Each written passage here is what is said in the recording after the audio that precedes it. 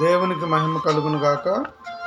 మన ప్రభువు రక్షకుడైన యేసుక్రీస్తు నామమున ప్రేమపూర్వకమైన వందనాలు. మన తండ్రి అయిన దేవుని నుండి, ప్రభు అయిన యేసుక్రీస్తు నుండి మీకు మీ కుటుంబాలకు కృపయు సమాధానమును కలుగును గాక. ప్రియ స్నేహితులారా, ఈ పూట పరిశుద్ధ గ్రంథంలో వాక్యము చదివి ధ్యానిద్దాం.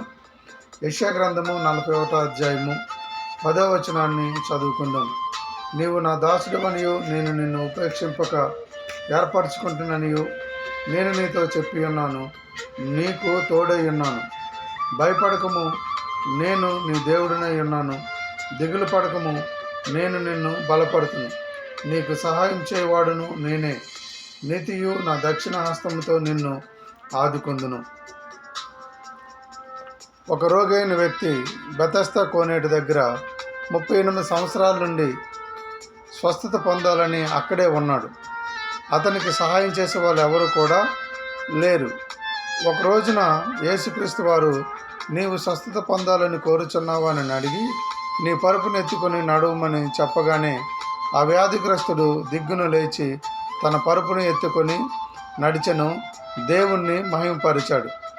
ఇక్కడ మనం నేర్చుకోవాల్సిన పాఠం ఏంటంటే, ఆ వ్యాధి గల వ్యక్తి స్వస్థత పొందాలనే ఆశ, నిరీక్షణ ఉంది గనుక దేవుడు ఒక దినాన ఆయనను స్వస్థపరిచాడు. మన జీవితంలో కూడా శ్రమ, బాధ, వాటమి ఎదురైనప్పుడు కృంగిపోకుండా దేవుని కోసం ఎదురు చూస్తే మన ప్రభు అయిన యేసుక్రీస్తు తప్పక నిన్ను బలపరిచి నీకు సహాయం చేస్తాడు. ప్రార్థన చేసుకుందామండి. కృపా సత్య సంపూర్ణుడ, కృపగల దేవ, పరిశుద్ధాత్ముడా, నీకు వందనాలు, స్తుతులు, స్తోత్రాలు.